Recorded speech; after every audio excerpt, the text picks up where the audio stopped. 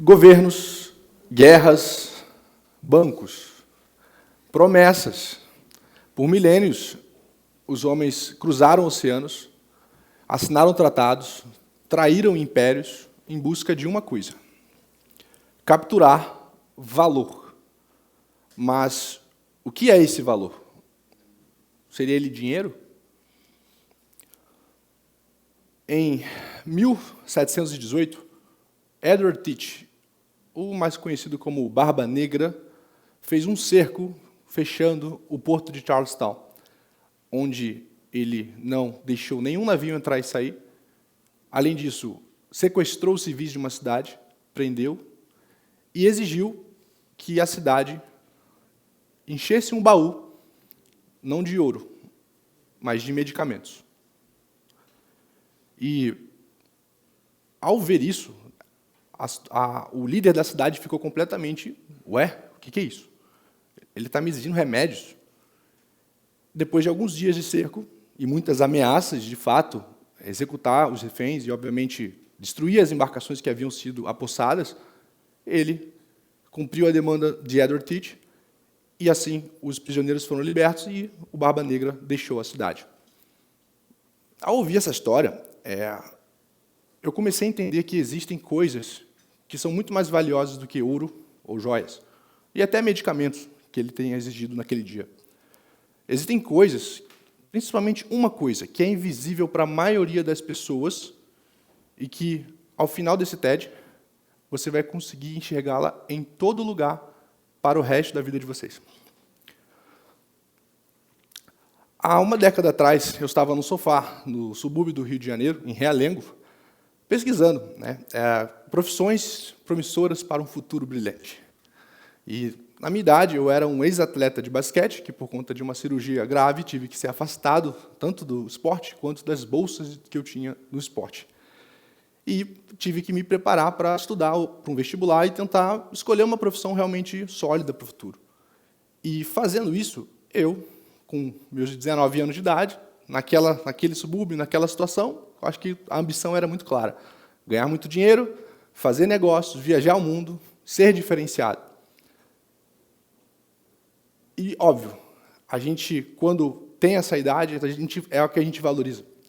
Só que, ao fazer isso, eu acabei estudando para os vestibulares, fui primeiro colocado numa bolsa para as maiores faculdades de finanças e administração do país, cheguei a trabalhar em 3 multinacionais listadas em bolsa de valores, e, quando eu entrei na área financeira, eu, com a minha cabeça pragmática e cartesiana, eu quis me focar nos dados, porque, afinal, eu gostava de tecnologia, era bom com números, então eu acreditava que, se eu fosse para a indústria financeira, que é o segmento que promete isso aos jovens que querem se formar, se eu fosse pragmático e cético nos dados, eu chegaria em algum lugar. E assim eu fiz. Iniciei minha carreira em bancos, e trabalhando com modelagens, criação de softwares para instituições, literalmente buscando conhecimento não só no país, mas fora, procurando onde seria a fronteira da certeza de uma previsão do que pode acontecer no futuro. Foram quase uma década nesse mercado, e a única coisa que eu descobri foi que, ainda acreditando que existia algum algoritmo ou sistema secreto no universo que pudesse regir tudo, e, obviamente, os grandes bancos deveriam ter isso, e eu descobri que não existem certezas, apenas incertezas sofisticadas. E, ao fazer isso, eu literalmente me vi numa situação, assim como vamos botar ingênuo, acreditava que poderia prever o futuro. E quanto mais eu estudava, mais eu chegava num caminho que não dava em nada. E, no final, por mais complexos que fossem os modelos matemáticos, eu chegava numa fronteira, literalmente no pico de uma montanha onde eu tinha que falar: ou eu confio, ou eu não confio. E, ao longo desse tempo, eu trabalhei muitos anos, ganhei muito dinheiro, resolvi ficar num período sabático. Viajei para países orientais, onde eu encontrei uma palavra que me ajudou muito: abaya. Abaya quer dizer destemor. É uma ciência ancestral, oriental, que fala sobre a não identificação com a própria matéria. O que isso quer dizer? Nós, seres humanos, vivemos com medo. eu tinha esse medo até no meu período sabático com dinheiro, chegou um momento que eu acreditei que a minha vida se resumia a um pavio que ia se queimando e os meus recursos iam se queimando enquanto eu vivia.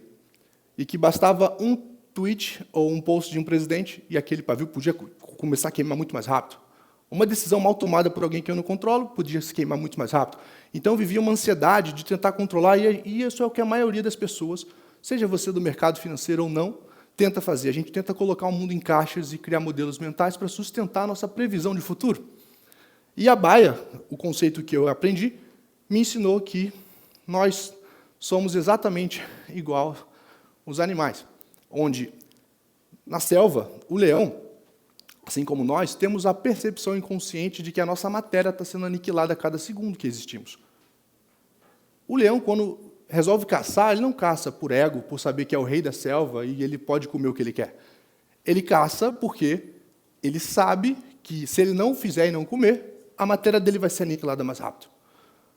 O mesmo medo que ele tem, nós temos, só que somos seres mais complexos. A gente, seguindo ali a pirâmide de Maslow, temos camadas que a base seria realmente comer, sobreviver, só que a grande maioria sabe que as camadas, o topo está em propósito, em significar, e saber que somos suficiente. E muitas pessoas não necessariamente mais temem a morte ou a aniquilação da sua matéria, nível de sobrevivência, mas da sua estima, do seu prestígio social. E eu vi esse mesmo medo silencioso em banqueiros, em donos de fundos de investimento, em gestores de multinacionais, pessoas que tomam decisões que moldam o que você consome hoje. E todos eles sem a baia. Então, assim, o que eu percebi que a baia não é simplesmente não ter medo, mas é você saber que, ao confiar em que você não vai prever o futuro, é a forma mais simbólica de você desafiar essa morte simbólica, em alguma camada, todos os dias. E, no meu período, essa ficha só foi cair na minha cabeça quando eu me tornei assessor de um banqueiro nos Estados Unidos, que, na época, tinha um banco de mais de 300 bilhões de dólares, e esse conselho que ele me deu foi um conselho que ele também recebeu lá atrás. E isso virou uma ficha na minha cabeça, porque em qualquer modelo matemático que eu tentava desenvolver na época, eu não conseguia, na verdade, nem pensava em incluir uma única variável.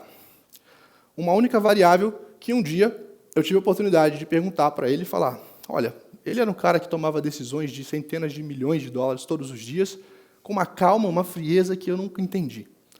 E eu falava, qual que é o modelo? Qual que é o dado que você considera para tomar e confiar, pular na hora que você está na fronteira da certeza? E ele me falou uma palavra, confiança. Na hora eu fiquei, é isso? Confiança? Eu esperava um modelo, uma técnica ou alguma informação. E eu descobri que ele falou depois, complementando, que, olha, sem confiança não existe contrato, sem contrato não existe negócio, sem negócio não existe transação, sem transação não existe economia. E sem economia não existe eu e você aqui agora usando o que a gente está falando e bebendo isso aqui. Ainda assim, há uma explicação interessante, mas eu sou um cara pragmático, eu sou um cara cético. Eu queria ainda entender, tá bom, mas cadê a cereja? E aí ele fez uma frase, que essa frase mudou totalmente a minha carreira. Que ele disse, toda criança, em todo lugar do mundo, nasce milionária de credibilidade. A sua única obrigação é sair daqui bilionário da mesma coisa.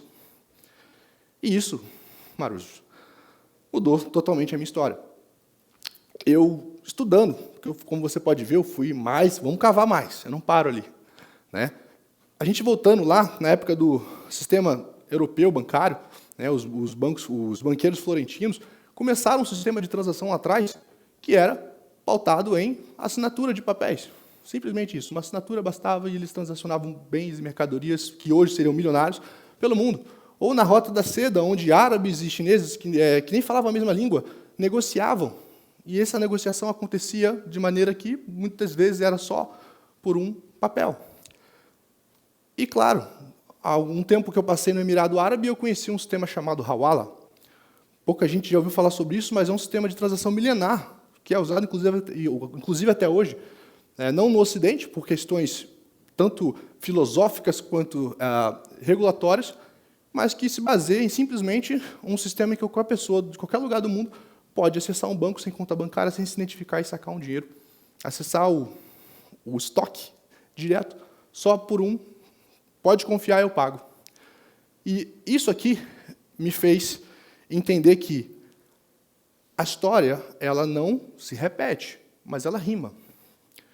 E mesmo nesses sistemas, e mesmo nos sistemas que temos hoje, tem uma coisa invisível nisso tudo.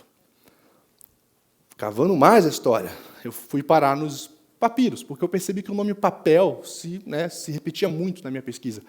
Eu percebi que os egípcios também, a invenção mais abstrata e tecnológica na época era o papel, o papiro, que ele servia como um banco de dados, não para tinta seca e esses símbolos, os hieróglifos aí, para simbolizar as coisas, mas um banco de dados para confiança, para credibilidade.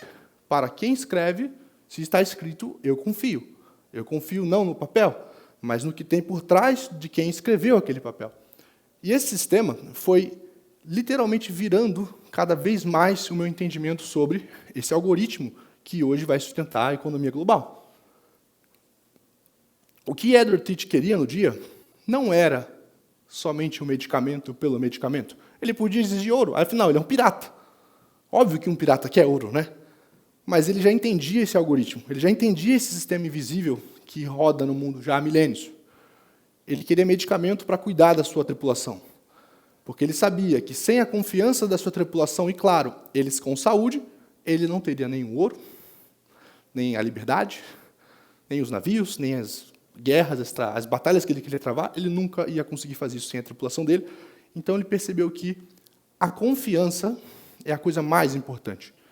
E claro, quando eu descobri isso, eu me toquei que o banqueiro que me deu um conselho falou fez todo sentido agora. Você está tentando multiplicar sistemas que são financeiros. Você não está criando sistemas de multiplicar confiança. Ou seja, não multiplique dinheiro, multiplique confiança. E na era das IAs, que vivemos hoje, esse algoritmo que vai sustentar a economia global já sabe disso, ele está entre nós.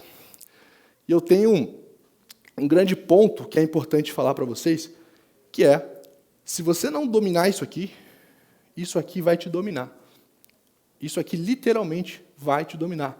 A gente vive hoje numa era em que decisões por inteligência artificial são mais fundamentadas, mais embasadas historicamente, e, claro, tudo que você imaginar ela está fazendo melhor, né, como a maioria hoje já vê na internet falando.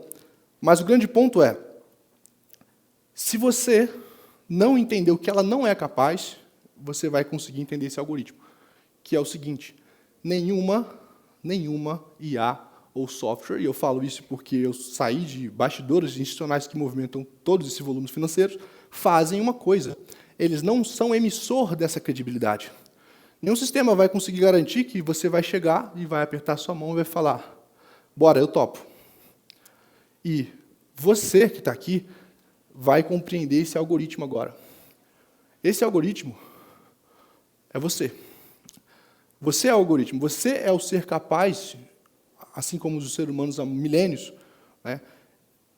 de emanar a confiança e entender que a civilização não foi construída pela certeza única de um indivíduo, mas pela incerteza sofisticada compartilhada entre muitos, independente de ser corsários, piratas, exploradores, até líderes religiosos.